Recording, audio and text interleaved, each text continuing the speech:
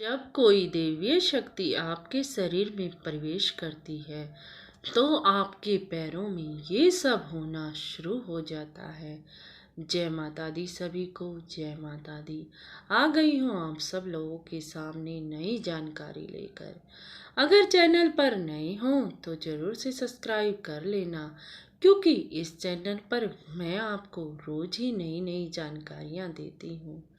आज अगर आप पूजा पाठ करते हैं और आप भी अपने इष्ट देव का एहसास जानते हैं कि वो एहसास कैसा होता है, कैसे हमें पता लगेगा कि कोई दैवीय शक्ति हमारे शरीर के अंदर आ गई। अगर आपको ये पता लगाना है तो आपको वीडियो को पूरा सुनना पड़ेगा, तभी आपकी समझ में आएगा, नहीं तो आपकी समझ में नहीं आएगा। इसीलिए आप सभी से हाथ जोड़कर प्रार्थना है कि वीडियो को पूरा सुने। जब भी कोई दैवीय शक्ति हमारे शरीर में प्रवेश करती है तो हमारे पैरों में ये सब होना शुरू हो जाता है।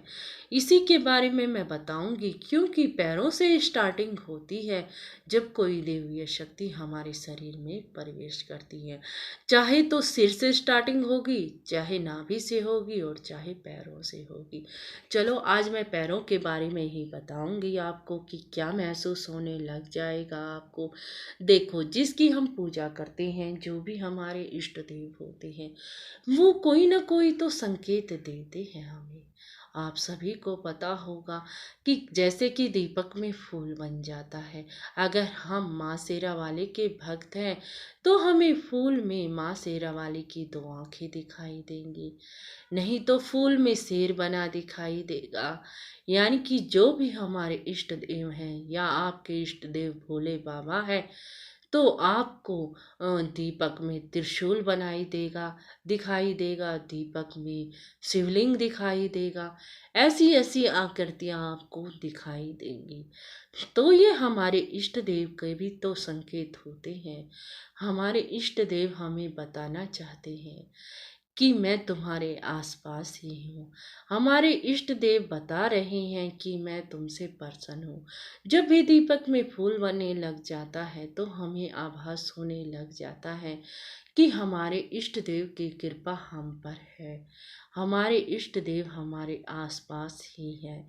इसीलिए अगर हमें यह एहसास होने लग जाए कि हमारे इष्ट देव की कृपा हम पर है, तो हमारा मन बड़ा ही प्रसन्न हो जाता है और हमारा पूजा पाठ में भी और ध्यान लगना शुरू हो जाता है। चलो अब बात कर लेती हूँ इस बारे में कि हमारे पैरों में क्या होना शुरू हो जाता है। जब भी आप अपने इष्ट देव की ज्योति जलाते हैं और पूजा करने के लिए बैठ जाते हैं, चाहे आप चालीसा का पाठ करते हो, चाहे आप मंत्र का पाठ करते हो, किसी भी चीज़ का पाठ करते हो और आप ध्यान अवस्था में बैठ जाते हैं, तो क्या शुरू हो जाता है आपके पैरों में? आपके पैर सुन्न होना शुरू हो जाते हैं। आपको पता ही नहीं लगता कि मेरे पैर भी हैं। आप जिस अवस्था में बैठे हो उसी अवस्था में सुनपन आना शुरू हो जाता है। आपके पैर ऐसे लगते हैं कि है ही नहीं हमारे पैर। तो वो होता है इष्ट देव की कृपा। ऐसा महसूस होता है आपको, जैसे जैसे महसूस होने लग जाता है।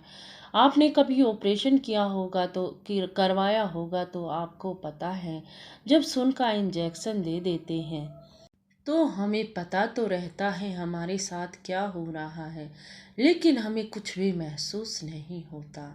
ऐसा ही ध्यान अवस्था में हो जाता है जब हम अपने इष्ट देव का मंत्र जाप करना शुरू कर देते हैं। तो हमारे पैरों से होना शुरू होता है। पैर एकदम से सुन्न हो जाएंगे, जैसे कि हमारे पैर हैं ही नहीं। और फिर ऊपर आना शुरू हो जाएगा वो सुनपन, आगे नाभि तक आ जाएगा वो सुनपन।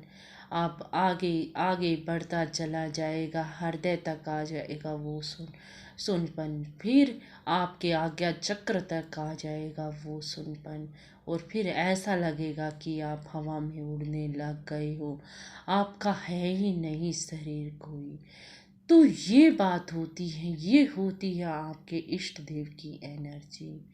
जब आपके शरीर में कोई दिव्य शक्ति प्रवेश कर जाती है तो आपका पूरा शरीर ही सुन्न हो जाता है। आपको पता नहीं लगता कि आप कहाँ हो।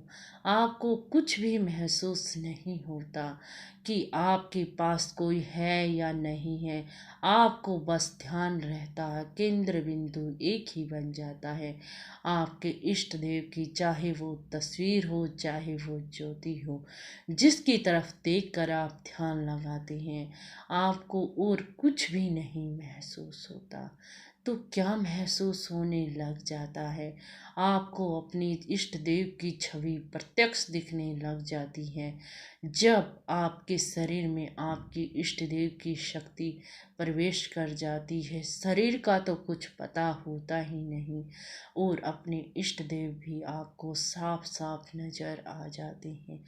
कई बार तो ऐसा भी हुआ है कि इष्ट देव ने ध्यान अवस्था में बातें भी की अपने भक्त से।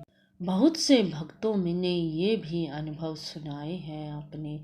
इसीलिए अगर आपका भी कोई इष्ट देव है, आपके साथ भी ये सब हो रहा है, तो आपके इष्ट देव की शक्ति आपके शरीर में प्रवेश कर रही है।